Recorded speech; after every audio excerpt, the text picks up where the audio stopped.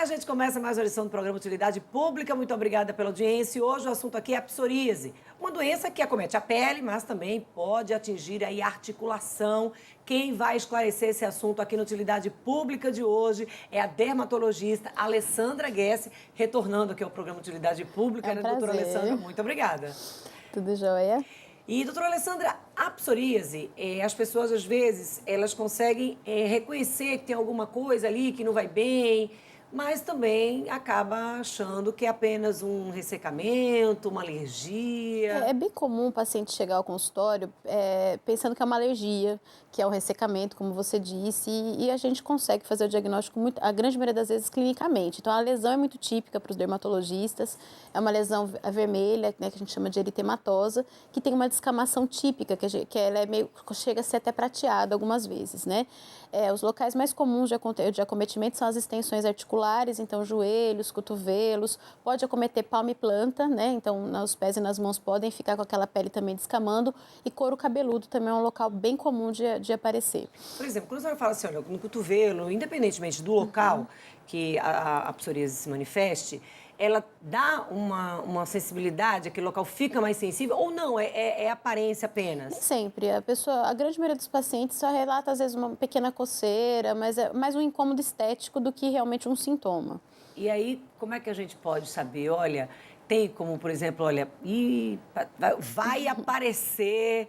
Então, primeiro passo, então sempre procurar um profissional dermatologista, primeiro para fazer o diagnóstico, porque muita gente também chega com o diagnóstico de psoríase e não é, né? Então, pode ser só um ressecamento ou até uma dermatite seborreica quando em couro cabeludo. Então, o primeiro passo é realmente se ter um diagnóstico de psoríase. No sangue não tem nenhuma alteração, então não adianta fazer um exame de sangue para ver se tem psoríase, seria um diagnóstico clínico ou então uma biópsia, quando há necessidade, tá certo?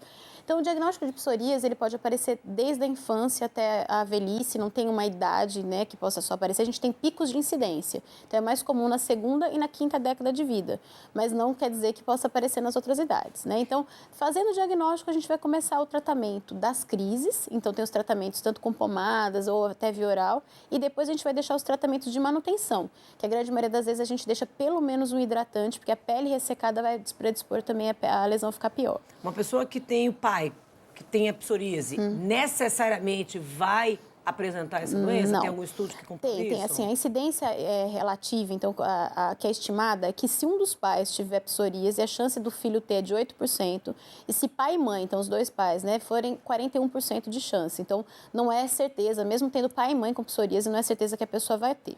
É mais comum a doença ela se manifestar nos homens, nas mulheres? Não, ele não tem predileção por sexo, então tanto homens como mulheres, e se estima que entre 1 a 2% da população mundial possa ter ou tem psoríase. E aí tem um equívoco muito grande que as pessoas fazem assim, olha, quando visualmente, por exemplo, num estado que está mais complicado, que os dedos já aparece pode até causar ferimento, né? Pode, né? Lesão mesmo. Assim, geralmente quando pé e mão, que são lesões que incomodam muito o paciente, são realmente locais, porque deixa uma sensibilidade muito grande, a pele fica com fissuras e tudo mais. Então, às vezes as pessoas fazem o errado, né? Colocam pasta de dente, começam às vezes a enrolar curativos. Então, o ideal aí é realmente a hidratação, muito importante, e o uso das medicações, que hoje a gente tem uma gama muito grande, tanto de tratamento tópico como oral para isso. Até porque, imagina, a pessoa coloca ali um esparadrapo.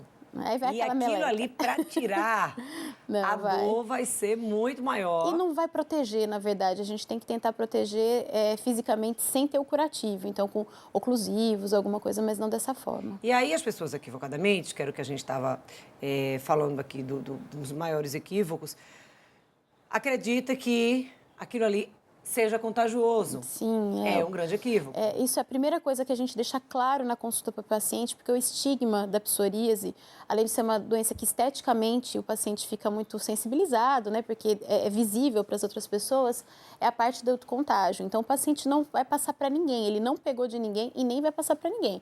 Ele pode, por exemplo, frequentar piscinas coletivas, academias, não tem problema algum, ele pode pegar a criança pequena, né, porque às vezes os pais que têm, as mães ficam com medo de, por exemplo, o pai vai pegar e vai passar para o neném. Não, isso não é contagioso. Então, a pessoa pode ter uma vida extremamente normal, sem nenhum tipo de proteção para não passar para ninguém. Mas, às vezes, o estresse por conta daquilo ali está aparecendo e das outras pessoas estarem observando, Isso até pode piorar, né? Porque afeta a o parte psicológico. emocional realmente tem uma influência muito grande em psoríase, isso a gente vê, assim, muito relacionado mesmo. Então, quando o paciente está mais estressado, quando ele está tendo algum motivo na vida que ele não está bem, tende a ter mais crise, né? Então, e aí é uma coisa, uma bola de neve. Você fica mais estressado porque está com crise, vai piorando a crise. Então, muitas das vezes a gente também faz o acompanhamento psicológico desses pacientes. A gente pede para fazer uma terapia, não não vai mudar a pessoa ter ou não a doença, não tem cura, mas pelo menos para a pessoa conviver com aquilo e não deixar aumentar a lesão.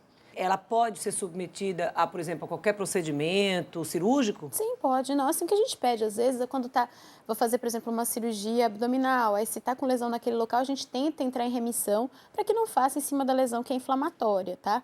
Mas não teria problema nenhum de procedimento estético, nenhum tipo de problema, porque não é contagioso. Há alguma chance, por exemplo, da psoríase aparecer ali na cicatriz, por exemplo? Existe um fenômeno, né, um nome feio, mas eu vou falar, chama fenômeno de Koebner, que várias doenças de pele, inclusive a psoríase, pode acontecer. Então, quando você tem um trauma local, você pode desencadear essa lesão. Mas não é uma coisa tão importante, mas a gente sempre tenta tratar primeiro a crise antes de fazer qualquer tipo de procedimento na área tratada.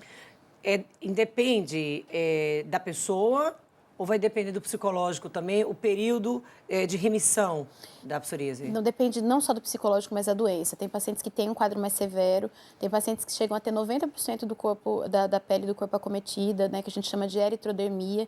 Então, na verdade, a severidade não depende só da parte psicológica, depende realmente do curso da doença daquele paciente. Então, por isso que vão ter vários tipos de tratamento. Hoje a gente tem tratamentos até sistêmicos com injetáveis, a gente tem agora algumas medicações que são usadas, tanto subcutâneas como intravenosas, para esses casos mais graves.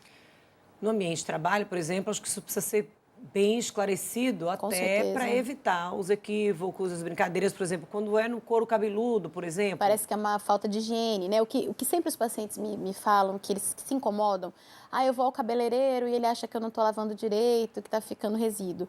Então, realmente a gente tenta, claro, o máximo possível controlar essa crise para que não tenha tanto sintoma, né? Não é que a pessoa vai ficar sempre tendo lesão, ela vai ter períodos que vai estar em remissão, né? Isso vai ser, claro, cada paciente vai ter um período pequeno, outros grandes períodos de remissão.